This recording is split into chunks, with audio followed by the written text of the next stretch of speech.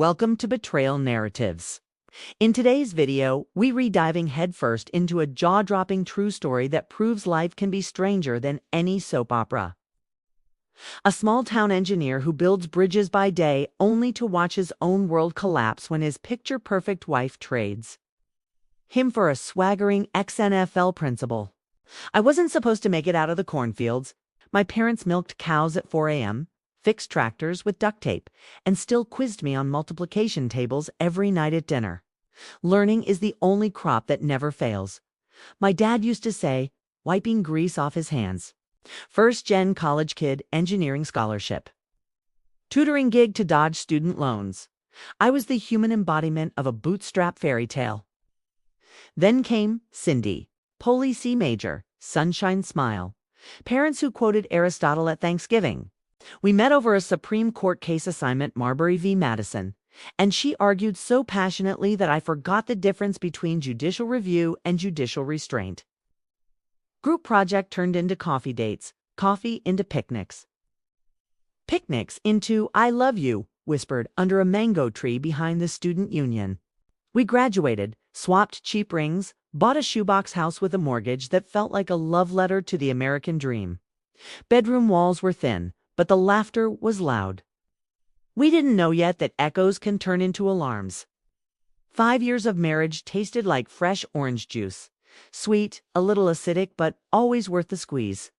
Cindy landed a middle school teaching spot. I designed parking lot drainage for a civil firm, the most boring drainage you've ever seen. Master's degree for a $500 bonus. Laughable. PhD for self-respect. Sign me up. Meanwhile, the economy coughed. The housing bubble wheezed. And 3 announcements arrived on the same rainy Tuesday. I transferred to field inspections, hello muddy boots, and 5 a.m. drive-bys. Cindy is promoted to guidance chair. Hello fancier title. Same underpaid passion. Brock the Rock Turner, former NFL linebacker, local legend, walking ego, in a tailored suit, is hired as her new principal. I should have heard the thunder crack.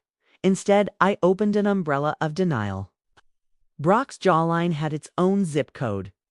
He walked the hallways like a slow-motion Gatorade commercial, and every staff meeting felt like a pep rally. His wife April, brilliant, shy, ethereally gorgeous, floated behind him like a moon orbiting a toxic planet. Cindy started quoting Brock the way she once quoted Rousseau. Brock says we should personalize data-driven instruction. Brock believes every child is a first-round draft pick. I joked that I was jealous. She laughed and kissed my cheek. The kiss felt warm. The warning sign felt cold. Open bar, twinkling lights, Brenda Lee on repeat. Brock asks Cindy to dance. Doesn't ask me. The husband just extends his palm like Caesar offering a throne. They sway to rockin' around the Christmas tree. I tell myself it's harmless. Later, I chat with April about phonics in multilingual classrooms. Brock storms over. You're in my seat. He grabs the wine glass from my hand, veins popping like defensive lines. Stay away from my wife, he hisses, even though I've done nothing but discuss curriculum mapping. That night, Cindy confronts me. What did you say to upset him? Gaslight? Gatekeep? Girl boss? The trifecta is complete and I don't even know it yet. For speakers, no show at career day. Cindy's in panic mode. I improvise crack engineering jokes, flash pictures of Europe's largest brothel. Educational context? I swear. And somehow turn sewage treatment math into a stand-up routine. Kids give a standing ovation. 3 other principals hand me business cards. I feel like Superman until Monday morning. We're downsizing. Clean out your locker. 3 months severance, 0 dignity. Cindy's new mantra, when are you going back to engineering? My new mantra, silent scream into cereal bowl. Newsflash, inner city high school needs STEM teachers, life experience accepted. I apply, nail the demo lesson, get hired at Riviera High, last ranked school in the county. Metal detectors, graffiti murals, 6% college readiness rate. Cindy's reaction, you'll get stabbed before Thanksgiving. My reaction, at least the knife will be honest. Turns out the kids aren't monsters, they're bored. I trade worksheets for rocket building contests. Bingo for binomial basketball. Test scores inch up. I get nominated for Teacher of the Year. Cindy yawns. Meanwhile, Brock becomes deputy superintendent. Cindy sees him once a week at District HQ. I tell myself governance meetings are aphrodisiac proof. Spoiler, they aren't. I enroll in a computer engineering PhD at Florida Atlantic University. April is there, grinding out a doctorate in comparative literature. I suggest carpooling, eco-friendly, traffic beating, totally platonic.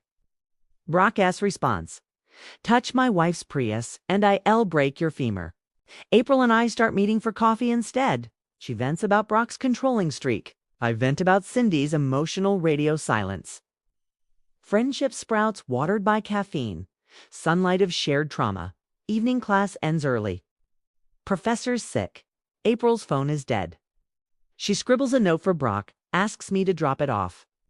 I drive to Turner Street, spot Cindy's VW in his driveway. Curiosity becomes nausea as I peek through the half-open blinds. Brock, gloriously naked, rolling on protection. Cindy enters, giggling. I can't believe how big it is. I want you to finish inside me. I record not for TikTok clout, but for courtroom ammo. My heart doesn't break. It detonates. I race back to campus. Show April the footage. She trembles, vomits, then transforms from wounded poet to avenging angel. We copy the video, send it to her divorce lawyer, and trigger a chain reaction. No NFL playbook could stop. Florida equals no-fault state. But shame is a powerful negotiator. Cindy wants $50 grand for half a house with $220K equity. Claims I'm hiding money, demands forensic audit. I counter, sign the papers, or the clip goes to the school board. She signs. I move into a 400 square foot efficiency that smells like mothballs and freedom. Brock becomes interim superintendent, my ultimate boss. He phones. Enjoy teaching while you can. Watch the 6 o'clock news. The segment. Cindy arrested for domestic battery after allegedly stabbing Brock with a steak knife during a lover's quarrel. I should feel victorious. Instead, I feel the hollow echo of two marriages imploding. April sells the marital home. In the last box, Brock's old laptop password stuck to the lid with a Steeler sticker. I power it up 400 gigs of narcissistic gold. Spreadsheet titled Conquests, names, dates, star ratings, raw videos, teachers' models, even the maid of honor from his own wedding. Offshore bank statements, Cayman Islands undisclosed during divorce. April takes him back to court. Judge awards her 65% of hidden assets. Brock's smirk finally cracks. April and I finish our PhDs on the same weekend. Tiffany calls me daddy before I propose. We marry under a banyan tree. No press, no narcissists, just dragonflies and second chances. I land a 2-year college contract, highest enrollment in department history. April becomes associate professor, publishes a paper on post-colonial trauma that wins a national award. Sometimes karma takes the scenic route. Sometimes it takes the express lane. Weekend fare, Ferris wheel lights, powdered sugar in the air, Tiffany hugging a unicorn I won by sinking 3 baskets. She looks up. Why don't you live with us? April answers with a ring-sized box tucked inside a picnic basket. Moral love can bloom in the same soil where betrayal was buried. You just have to till it with patience and a lot of therapy. College Fair, West Palm Beach Convention Center. Brock struts over with Cindy on his arm, smugness set to max. I hand Cindy a flash drive. Pictures you might want. Remember, always learn something new. That night, the news ticker runs red. Superintendent Brock Turner injured in domestic dispute. Girlfriend Cindy Albee in custody. April and I sit on the couch, her pregnant belly glowing beneath my palm. She whispers, looks like Cindy finally learned a lesson. I kiss her forehead. Some people learn by listening, others by bleeding.